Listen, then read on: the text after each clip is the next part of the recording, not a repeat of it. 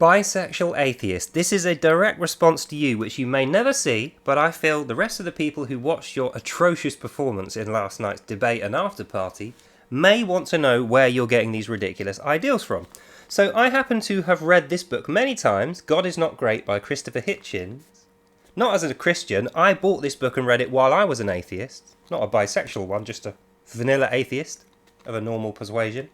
And the reason I bought this is so that I could have the best arguments that history has produced against God, and I could have it presented in the words of a very intelligent, well-schooled and skilled debate guy, Christopher Hitchins. He was still alive when I bought this. He's now dead, died of cancer and AIDS. But anyway, I'm going to read you part of chapter 2 called Religion Kills. This is where your argument comes from, and I feel like you presented it so poorly, we would understand you better if we read it from the source. This is your Bible, effectively. Imagine that you can perform a feat of which I am incapable. Imagine, in other words, that you can picture an infinite being, an all-powerful creator who conceived of you, then made and shaped you, brought you into this world, and now supervises and cares for you even whilst you sleep. Imagine further that if you obey the rules and commandments that he has lovingly prescribed, you will qualify for an eternity of bliss. I do not say that I envy you this belief, because it seems to me like the wish for a horrible form of benevolent and unalterable dictatorship. But I do have a sincere question. Why does such a belief not make its adherents happy? It must seem to them that they have come into possession of some marvellous secret of the sort they could cling to in moments of even the most extreme adversity. So let's break that down. This, what was his name again? Bisexual Atheist. This is what you were trying to say. I said it in 2 minutes. You failed to say it in over an hour. So let's break it down. He starts off by saying, imagine that you can perform a feat of which I am incapable. So his proposition is, imagine that you can have a religion and actually have faith in it. I am incapable of doing that, but imagine you are capable of it. So he straight away dismisses faith, religion, and the reliance on God for every and all religions. In doing so, we can tell Christopher Hitchins, the same as you, Bisexual Atheist, says there is only one God and one religion, and all the other religions and gods in the world are veins of that. So the one true religion, in the words of Christopher Hitchins, is imaginary. And all the other religions and gods are imaginary as well. So he straight away has to dismiss any differentiation between any god or religion. And his thesis is, all gods and religions are completely imaginary. And the reason he is able to say this is because in that one sentence he has dismissed all evidences, all theology, all testimony, all experience, and all miracles, in order that he can make the point, he can't have God, neither can you, or anyone else for that matter. That's all in one sentence. Whereas you took like half an hour to fail to say that. That's what you were trying to say. So that's the foundation of your argument. Your argument goes like this. Nobody else can have God or religion because it's imaginary. And the proof that it's imaginary is that I can't have it. And I imagine that it's not real. You know, that's Hitchins' position and also yours. Obviously, there are some problems with that, but we'll rush on till the end and we'll get through the rest of this. Imagine, in other words, that you can picture an infinite being and an all-powerful creator who conceived of you, then made and shaped you, brought you into the world that he had made for you, and now supervises and cares for you even whilst you sleep. So he starts the second sentence off with imagine, so he's still sticking fast to this thesis that God and religion must be imaginary. There must be no proof, because he hasn't seen any proof, and that means no one else can see any proof. So his first sentence is to dismiss God and religion, because he can't imagine those things. The second sentence is to dismiss all religious people and all their evidence, miracles, dreams and visions, testimonies and theologies. So in 2 sentences, Christopher Hitchins has dismissed religion, God, Bibles, miracles, dreams and visions, and even the possibility that these things may well have occurred in anyone else's mind. And the reason he's doing this is to say religion is the ultimate straw man. He's saying all religious people are liars or delusional. Hence why God is Not Great is followed by the second book in the series, The God Delusion, which I also have. But we'll stick to this one. So far what have we got in, I keep forgetting his name, Bisexual Atheist Argument, which was a hammed up, virtually illegible version of this one. God's not real, religion's not real, miracles are not real, religious people are all liars and delusional, and the proof that he believes this is because he himself can't imagine that God's ever going to be real, and he doesn't believe anyone else. Distrustful. That will be important for later, that he's distrustful of religious people. Imagine further that if you obey the rules and commandments that he has lovingly prescribed, you will qualify for an eternity of bliss. I do not say that I envy you this belief, because it seems to me like the wish for a horrible form of benevolent and unalterable dictatorship.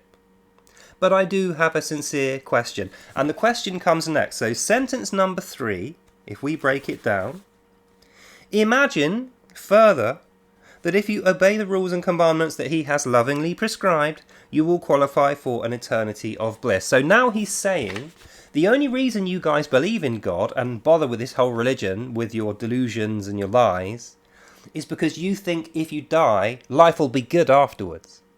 So he's supposing that everyone hates being alive, everyone has a terrible experience of life, life itself is not joyful or pleasurable or meaningful.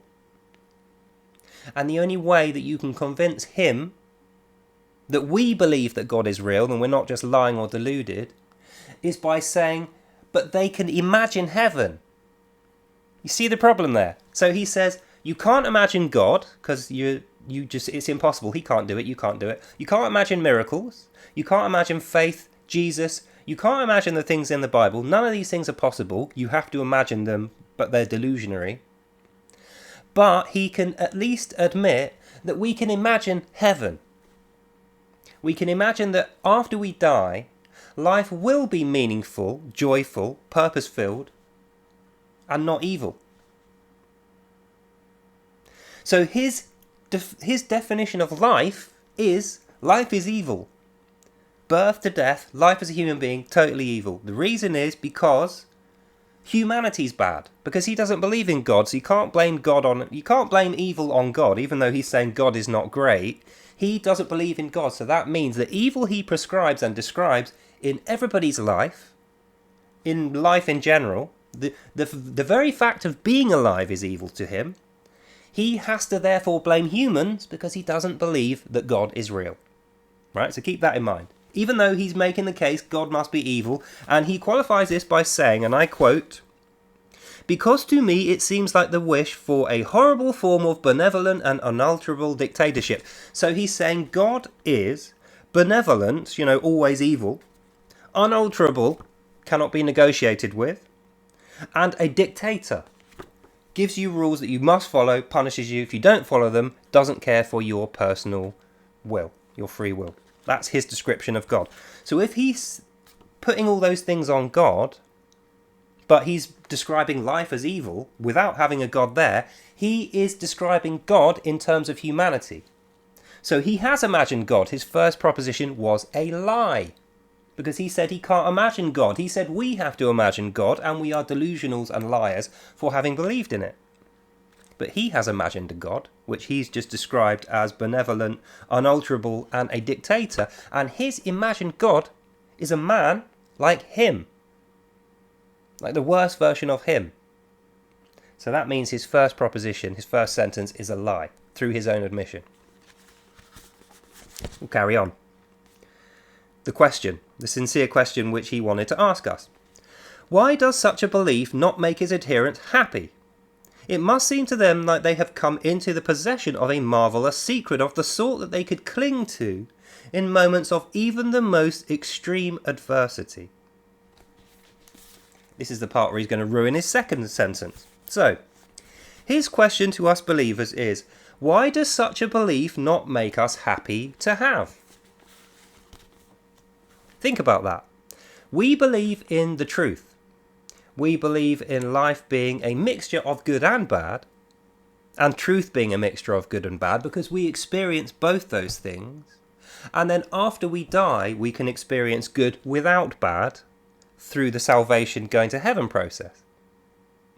So our belief is that good and bad both must exist because we have free will. So my free will is to think that something you think is good is actually bad, and your free will is to disagree with me. So we don't have to have standard responses to good and bad.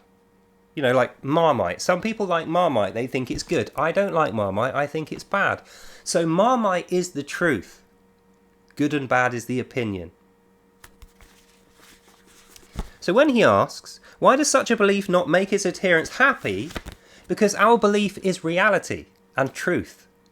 It makes us happy some of the time, and some of the time it doesn't make us happy. But what it does is provide us reality, truth, and that makes us happy. So overall, if we understand our position as faithful Christians, believers in the one true God, Jesus Christ, it always makes us happy to a degree, because we can recognise when we're sad, and we are happy that we have control over that. We have free will to avoid those things which make us unhappy or lead us to death, you know, such as cancer and AIDS. We can generally avoid the causes of these things. So our faith does make us happy. So your first question, or your first sentence, you proved it yourself as being wrong. Your second question, or point, was that we're all delusionary. You proved that to be wrong because you yourself imagined a God that was evil based on your worst type of character.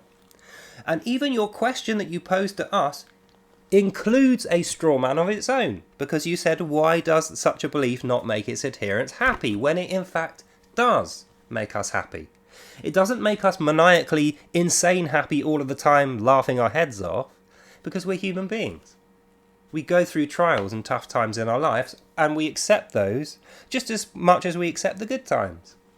But generally, having a belief in the truth underpins a joyful life and does make us happy. So that means sentence 1, sentence 2, sentence 3, and your posed question, all false. You're the one that's lying and delusional, Mr. Hitchins, not us. And you've proven that. So back to Bisexual Atheist. This is what he was trying to say. He was trying to say, but didn't have the courage to actually stick to it. He didn't have the commitment to it to actually proclaim what he was saying. His point was, God must be evil because he doesn't like me being homosexual. God must be evil because he enforces rules I don't agree with. And God must be evil because he didn't show himself to me and make me aware of the rules before I started to break them. So, let's deal with that in terms of the book, the source book that he's been reading from. New paragraph. Superficially, it does seem as if in this case I have been to evangelical services in black and white communities where the whole event was one long whoop of exultation at being saved and loved and so forth. Many services in all denominations and amongst almost all pagans are exactly designed to evoke celebration and communal fiesta, which is precisely why I am suspicious of them.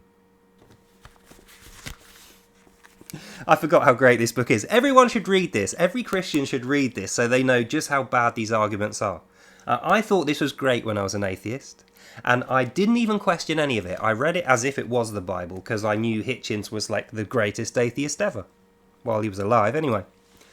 Now that I have both sides of the coin, I've been an atheist, very committed for many years, and I've done the debates and the conversations, and now I've found Jesus and become a Christian, I have clarity, I have observable, experience in both these areas. So let's go through that. Superficially is how he starts the sentence. Superficially, it does sometimes seem as if this is the case. It does sometimes seem as if people have a belief which just makes them miserable. That's what he's saying here. Even though he didn't say it, his question was, why doesn't belief make you maniacally cheerful and happy all of the time? Therefore it must be bad. Now he's saying superficially, like while he's agreeing with that, actually he can see that there's holes in that. So he's going to try and plug those holes. Sometimes it does seem as if this is the case. I have been to evangelical services in black and white communities. Notice how he had to drop that in there. Because he understands, even though he thinks religion is one big thing, God is one big thing and it's all imaginary and we're all delusionals, black and white communities both have the same God.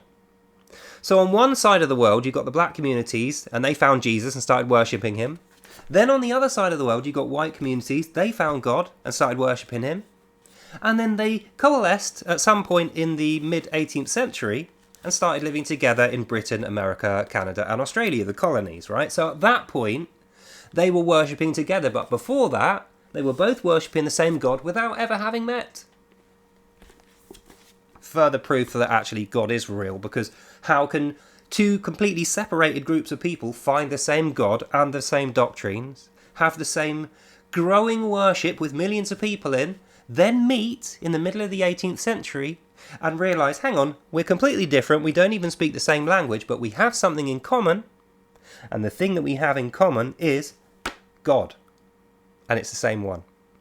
So his supposition that gods are completely unique to every single sect and religion and worshipper, and the only thing that connects them is that they are all imaginary, Hitchins has proven it wrong by his superficial offering that it seems the case that evangelical services in both black and white communities are one long whoop of exaltation about being saved, loved and so forth.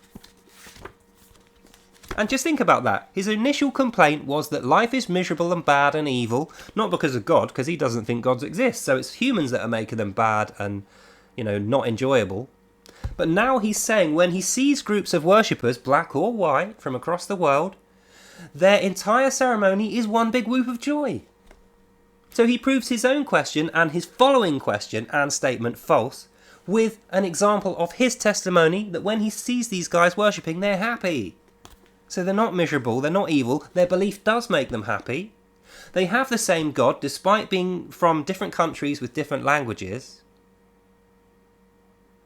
And the only thing he's got now left to whinge about is the particular individuals and the religions that contain them, which is what he's going to do next. So let's carry on. Many services in all denominations and amongst almost all pagans are exactly designed to evoke celebration and communal fiesta, which is precisely why I suspect them. So, first of all, Mr. Hitchins, you were saying God isn't real, he's definitely a delusion, and the proof of this is you can't imagine God, no one else is able to imagine God, therefore delusionals and liars is all you'll find in religions. Then you said you can imagine a God who's benevolent, dictatorial, and evil, who is forcing everyone to follow rules without describing them and punishing them when they get it wrong. But then you proved that wrong by saying you can imagine a God, even though you just said a minute ago none of us can imagine a God, and the God you imagine is evil, and that's the reason why life is evil, even though you said you don't believe in God. So that means you think life is evil because of men, and the men you're referring to don't have God either. Then you say your first introduction to worshippers, black and white communities of Christians from different sectors of the world, different languages and nations, your experience of them is that they are happy. And the fact that they're happy makes you suspicious of them. So if they were unhappy, you wouldn't be suspicious of them, but they'd still be delusional and liars. But the fact that they are happy, and that makes your question wrong, means you're suspicious of them. This is the problem you'll have, bisexual atheist. You are in a pool of sharks. You are a little minnow, a little tiny little fish, and you think you've read this one time and ChatGPT can supply you the quotes and the arguments, and that's what you've used in this conversation. But you show zero understanding of this guy's position, zero understanding of the Christian perspective and position, and the only reason you're in the conversation at all, which we know from you choosing the name bisexual atheist, is to say homosexuality is not a sin, you don't recognise sin, and we all must agree with you. That's why when a question is asked to you, you don't have any thinking time until you answer, and you answer with the same pre-cooked responses, which are really, really ham-fisted versions of this. Let's carry on to the final sentence. This is Hitchins. When I was a member of the Greek Orthodox Church, I could feel, even if I could not believe it, that the joyous words that were exchanged between believers on Easter morning, Christos Anestia, Christ is risen, Alethios Anestia, he is risen indeed. I was a member of the Greek Orthodox Church, and I might add, for a reason that explains why very many people profess an outward allegiance to it, I joined it to please my Greek parents-in-law. The Archbishop who received me into his communion on the same day that he officiated at my wedding, thereby trousering 2 fees instead of the usual 1, later became an enthusiastic cheerleader and fundraiser for his fellow Orthodox Serbian mass murderers, Radovan Karadzic and Retko Melidek, who filled countless mass graves all over Bosnia. See what he did there? He realised that the whole thing that we read before that sentence, he disproved it himself. And nothing to see here, wanted to move on as quickly as he can. Remember, this is chapter 2. This is past the preface. Chapter 1 is just him talking about himself. The initials of the greatest atheist argument ever, from the most famous atheist ever, in 4 sentences, completely smashes his own argument, shows that he is suspicious of people for being happy, that he says they can't imagine a God, therefore it must not be true, and neither can he, but then imagines a really bad, evil one based on his character, starts talking about how the Christians he knows are joyous, despite his claim that they're not, and he doesn't know why they're not. And when he realises his many errors, immediately jumps to 2 murderers and says they're murderers because of religion. But let's backtrack through that last sentence, and this is really where it's going to get interesting for the memory of Mr. Hitchins. God bless his soul, wherever it may be. When I was a member of the Greek Orthodox Church, so he says he was a member of the Greek Orthodox Church, joyous words that are exchanged between believers on Easter morning, Christos Anesti and Elethos Anesti, Christ is risen, made him happy. And then he goes on to say, I was a member of the Greek Orthodox Church for a reason that explains why very many people profess an outward allegiance. He joined it to please his parents-in-law. So in order for him to get married to a woman, bearing in mind he was gay at this point and just lying about it, in order for him to marry a woman in order to cover up his shame of being gay, that's the only reason he got married, he said that in his second book. In order for him to marry this poor lass, he needed the parents of the woman to agree with him. And they said, you can't marry our daughter unless you're part of the Orthodox Church. So he joined it. So let's catalogue Mr. Hitchins' life so far. Doesn't believe in God. Doesn't believe that God could ever be real. Thinks that all worshippers of a God are delusional and that the God they worship is evil. But then joins the church to marry a woman despite the fact that he's gay, and in doing so tricks the parents.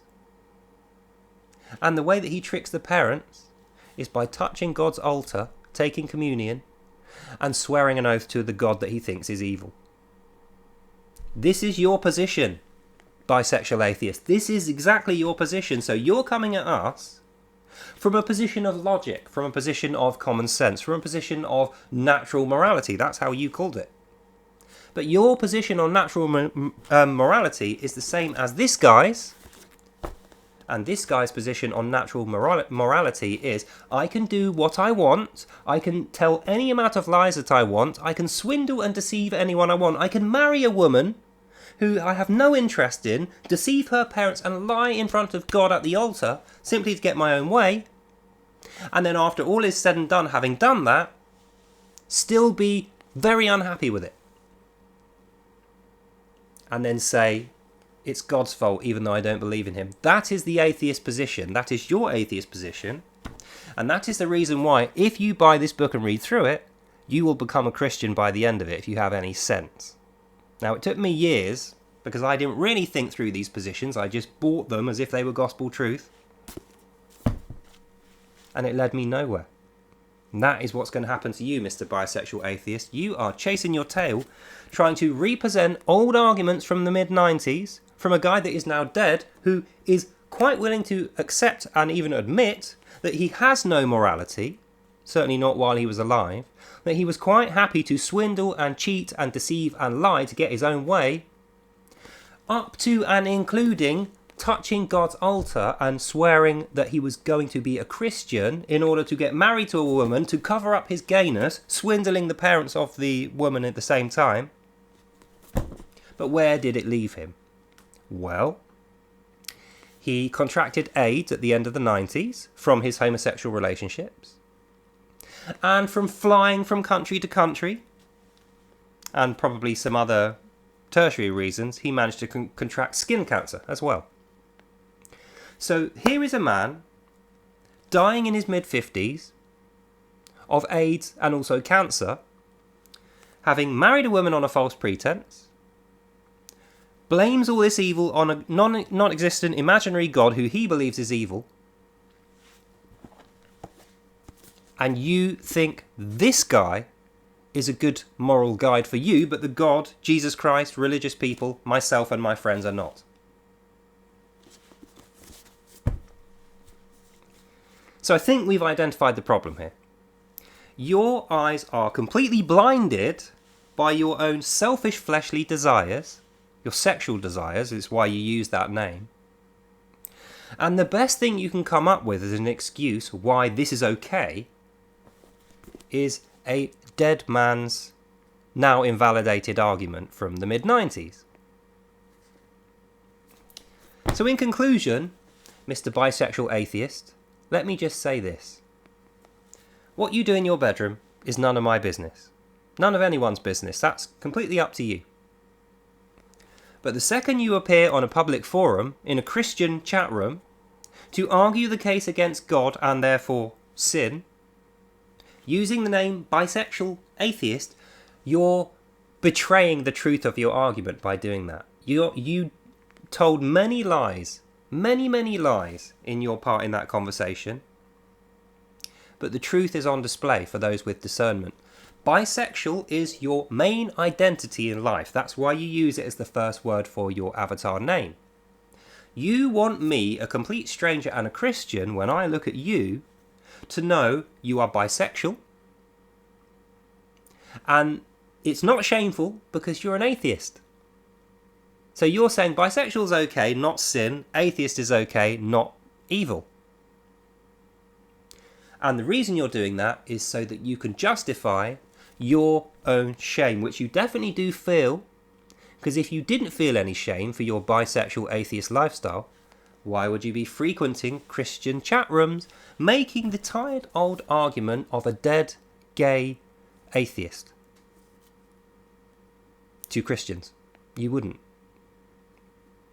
So in summary, I think what you should do before you say another word to any Christians in any chat rooms is go home and have a quiet think about where your life is going and why you are so liberal with common sense, logic and the truth, solely so you can justify your own sins in the context of the entire world being wrong, delusional, liars and God being evil, when the sad truth is that you are a sinful person with a sinful life, and the shame that that grants you is the only reason you're even talking about these things at all. And you can't even do a good job of presenting the falsified arguments of Hitchins. So you haven't even thought about it in your own mind. You're hiding like this behind the arguments of Hitchins, thinking that it sounds clever. But when it comes down to it, you know, because you feel shame that this is wrong. And no amount of convincing people or losing arguments, as it were, will ever change that. So I pity you. I'm not going to ask you to pray to Jesus, which I think you should, but I'm not going to tell you to. What I'm going to tell you to do is just think clearly in your head. How did all this start? When was the first day you decided bisexual atheism was for you? And then take it into a Christian chat room to argue. because this will not clear you of your guilt and your shame and your sin. We can't do that. The only person who can clear you of guilt, shame and sin is Jesus. And if you don't believe in him, I got news for you, buddy. That sin doesn't die until you do. And there's nothing any of us can do about that. So think about what I've said. By all means, continue to read guys like Hitchins, very intelligent guy when he was alive, and I enjoyed this book immensely. But I didn't enjoy it for the same reason as you. I was genuinely searching for truth, not one that would make me maniacally happy all the time. I was under no illusions that it would do that. Truth meant something to me. And when I found it, the belief in truth did make me happy. And I got rid of my sins through having done that. Now, I'm not sinless. I will continue to sin. But the main sins of my life, being a drug addict, being a pornography addict, being promiscuous amongst my relationships, not respecting my mother and father, and thinking that the world was evil but that I wasn't, these sins all left me. That's the way to get rid of your sins, not by having silly arguments and propping yourself up on the propositional arguments of a dead gay man, who was wrong, by the way. The way to clear yourself of sin and guilt and shame and to feel happy and joyful about life and hopeful is to go away and think about your life. And when you realise there's a great big gaping hole in your philosophy that's causing you this sadness, this guilt, realise that there is a way to get rid of it. And it will not be found in this book. It will be found in this book, the Holy Bible. So, that's all for now. Hope you enjoyed that and you learnt something, and I hope you do realise that your soul is worth more than you selling it for. But I'll leave that in your court.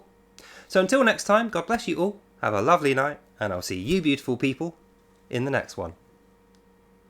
Bye now.